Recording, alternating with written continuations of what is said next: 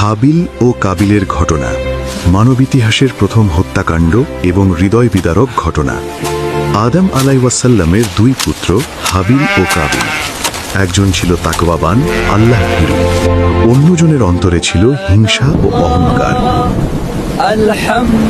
তাদের পিতা আদম আলাইহিসসালাম বললেন, হে বৎস, আল্লাহর সন্তুষ্টি অর্জনের উদ্দেশ্যে তোমরা দুজন কুরবানি পেশ করো। হাবিল তার সেরা পশুটি কুরবানি হিসেবে আনে, আর কাবিল আনে নিম্নমানের ফসল। এরপর আকাশ থেকে আগুন নেমে হাবিলের কুরবানি গ্রহণ করা হয়, আর কাবিলের কুরবানি উপেক্ষিত ও অগ্রাহ্য হয়। এটি দেখে কাবিল হিংসা ও ক্রোধে দগ্ধ হয়ে গর্জন করে বলল, তোর কুরবানি কবুল হলো, আর আমারটা নয় কেন? আল্লাহ তো কেবল মুত্তাকিদের কাছ থেকেই কবুল করেন। কাবিল প্রচণ্ড রেগে গিয়ে চিৎকার শুরু করলো, আমি তোকে হত্যা করব, আমি তোকে হত্যা করব। তুমি আমাকে হত্যা করতে হাত বাড়ালেও আমি তোমাকে হত্যা করতে হাত বাড়াবো না। আমি আল্লাহকে ভয় করি। আমি চাই যে তুমি আমার পাপ ও তোমার পাপ নিজের ওপর বহন করো, ফলে তুমি জাহান্নামীদের অন্তর্ভুক্ত হয়ে যাও। আর এটাই জালিমদের প্রতিদান। অবশেষে কাবিলের কুপ্রবৃত্তি তাকে তার ভ্রাতৃ হত্যায় প্ররোচিত করল। অতঃপর সে তাকে হত্যা করল, ফলে সে ক্ষতিগ্রস্তদের অন্তর্ভুক্ত হয়ে গেল। অনুশোচনায় কাবিল লাশ নিয়ে দিশেহারা হয়ে গেল। তখন আল্লাহ একটি কাক পাঠালেন। সে মাটি খুঁড়ে দেখালো কিভাবে ভাইয়ের লাশ গোপন করতে হয়। হায় আফসোস, আমি কি এই কাকটির সমানও হতে পারলাম না? আর সে গভীর অনুতাপে ডুবে গেল। এই ঘটনা আমাদের শিক্ষা দেয়, হিংসা ও অহংকার মানুষকে ধ্বংস করে, আর তাকওয়া, আল্লাহ ভীরুতাই আল্লাহর কাছে গ্রহণযোগ্যতার মাপকাঠি।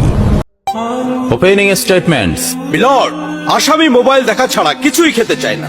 সারাক্ষণ কার্টুন দেখে এবং গেমস খেলে। আসামি সম্পূর্ণরূপে মোবাইল আসক্ত। Objection, my lord. Objection overruled. You may proceed. আসামি তার বাবার মোবাইল দেখতে দেখতে হাত থেকে ফেলে ডিসপ্লে ভাঙারও রেকর্ড আছে।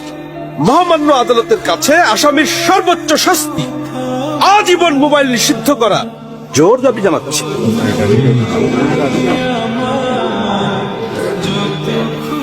Order, order. আসামি কি কিছু বলতে চায়? হ্যাঁ, আমি ভুল করেছি। আমি অপরাধী। আমি মোবাইল ছাড়া খেতে চাইনি, কিন্তু খেতে চাইনি বলে কেউ গল্প করে আদব করে খাওয়াইনি তো। আমাকে মোবাইল দিয়ে ভুলিয়েছে, আমিও ভুলেছি। এখন মোবাইল ছাড়া খেতে ইচ্ছে করে না। কিন্তু তুমি তো মোবাইলে গেমও খেলো। আমার তো খেলতে ইচ্ছে করে, কেউ তো আমার সাথে খেলে না, খেলতে নিয়েও যায় না। এখন আমি কি করব? নদীর পাড়ের এক আম গাছে এক বান্দর থাকতো, আর ওই নদীতেই বিশাল এক কুমির থাকতো। ওই বান্দর আর কুমিরের মধ্যে ছিল গভীর বন্ধুত্ব। প্রতিদিন গাছ থেকে আম পেড়ে বান্দর ওই কুমিরকে খাওয়াতো। একদিন আম নিয়ে কুমিরটা তার স্ত্রীর কাছে গিয়ে বলল, এই আমটা আমার বন্ধু আমাকে দিয়েছে, খাইয়া দেখো, জনমের মতো মিষ্টি। এই রকমের মিষ্টি আম প্রতিদিন আমার বান্দর বন্ধু আমাকে খাওয়ায়। কুমিরের কথা মতো তার স্ত্রী আমটা খেয়ে দেখে সত্যিই তো প্রচন্ড পরিমাণে মিষ্টি। তখন সেই কুমিরের বউ বলে উঠল, যদি এই আমটাই এত মিষ্টি হয়ে থাকে, তাহলে তোমার যেই বান্দর বন্ধু নিয়মিত এই আম খায়, না জানি তার কলিজাটা কত মিষ্টি। আমি কিছুই বুঝি না, যে কোনো মূল্যেই হোক আমাকে ওই বান্দরের কলিজাটা তুমি এনে দিবা। বউয়ের এই কথা শুনে পরের দিন কুমিরটা বান্দরের কাছে যেয়ে বলল, ভাই বান্দর, তোমার ভাবি তোমাকে দাওয়াত দিয়েছে। গতকালকে তোমার আর আমার গভীর বন্ধুত্বের আলোচনা শুনে সে বলেছে, বান্দর তোমার এত ভালো একজন বন্ধু, তাহলে একদিন তাকে আমাদের বাড়িতে নিয়ে এসো। কুমিরের এই কথা শুনে বান্দর কোনো কিছু না ভেবে এক লাফে কুমিরের পিঠে এসে বসলো আর বলল, চলো আজকে ভাবির হাতের রান্না খাবো। চলতে চলতে নদীর মাঝখানে যাওয়ার পর কুমির বলে উঠল, ভাই বান্দর, আসল কথা হলো তোমার ভাবি তোমার কলিজাটা খেতে চায়, এ কারণেই আমি তোমাকে নিয়ে যাচ্ছি। কুমিরের এই কথা শুনে বান্দর বান্দর ভয় পেয়ে গেল, কিন্তু সে হাই হুতাশ না করে হেসে দিয়ে বলল, আরে ভাই, এই সামান্য একটা বিষয় তুমি আমাকে আগে বলবা না?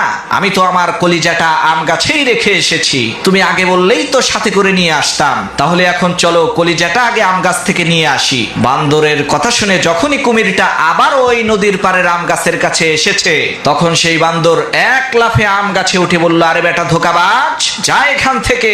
আমি তোর উপরে ভরসা করেছি, তোকে মহব্বত করেছি, আর তুই আমার সাথে এত বড় ধোঁকাবাজি করলি। প্রিয় বন্ধুগণ, আজকাল এই দুনিয়ার পরতে পরতে ধোঁকাবাজ লুকিয়ে আছে। আপনি সবাইকে যখন বিশ্বাস করবেন, সবাইকে যখন ভালোবাসবেন, তখন অবশ্যই কিন্তু আপনি ধোঁকাবাজের খপ্পরে পড়বেন।